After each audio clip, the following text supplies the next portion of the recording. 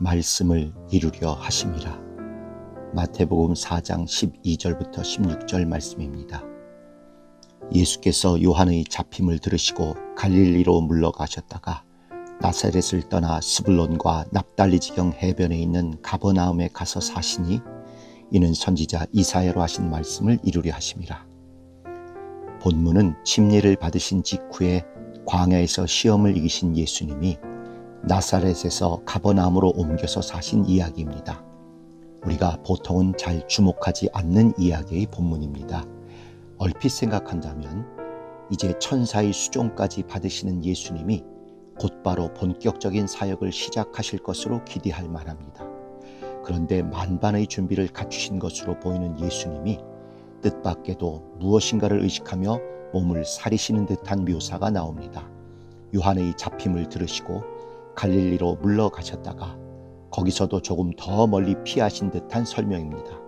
즉 나사렛에서 꽤 떨어진 가버나움까지 옮겨 사시게 되었다는 것입니다.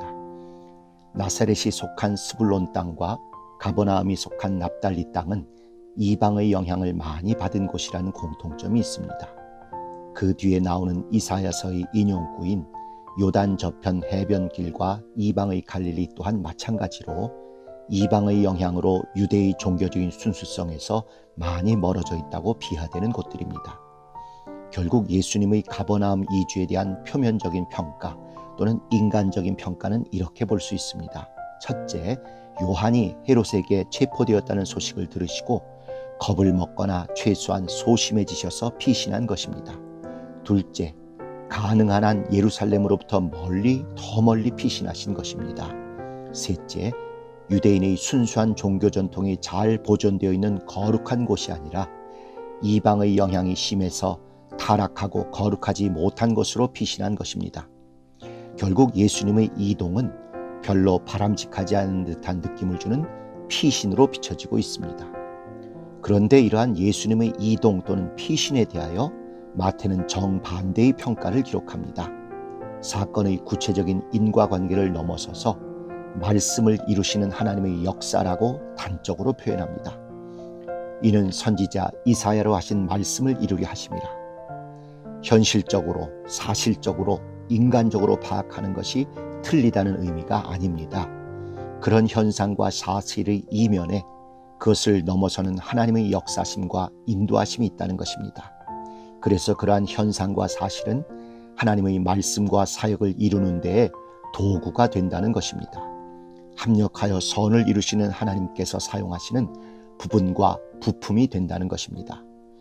이러한 하나님의 역사를 알고 순종하는 사람들은 말씀을 이루는 사람들이 된다는 의미이기까지 합니다.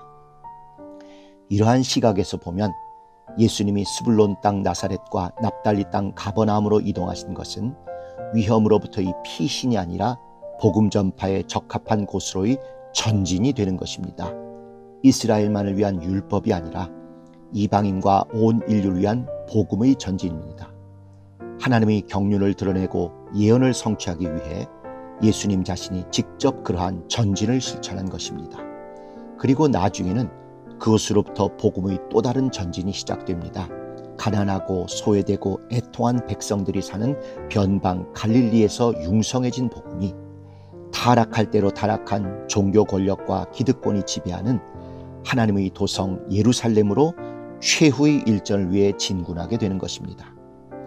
하나님의 역사심과 인도하심을 절대적으로 믿는 우리가 진정으로 가져야 할 시각이 바로 이런 것입니다.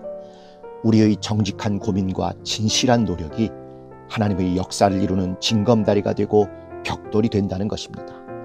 합력하여 선을 이루시는 하나님의 손에 올려져서 하나님의 의를 이루는 거룩한 부품이 된다는 것입니다. 우리의 범사를 사용하여 말씀을 이루시는 하나님을 찬양합니다.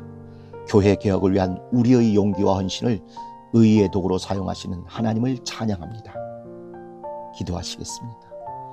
우리 삶의 주인이시요 중심이신 하나님, 표면적이고 인간적인 판단을 넘어서는 하나님의 인도와 역사를 분별하는 눈이 열리게 하시옵소서. 저희의 정직한 고민과 진실한 노력이 하나님의 인도 안에서 이루어지게 하시옵소서. 저희의 일상조차도 하나님의 역사를 이루는 거룩한 부품이 되게 하시옵소서. 오직 말씀을 이루어 가시는 신령한 과정을 깨닫게 하시옵소서. 그러하기에 범사의 은혜와 감사가 마땅함을 온전히 체험케 하시옵소서. 예수 이름으로 기도드렸습니다. 아멘.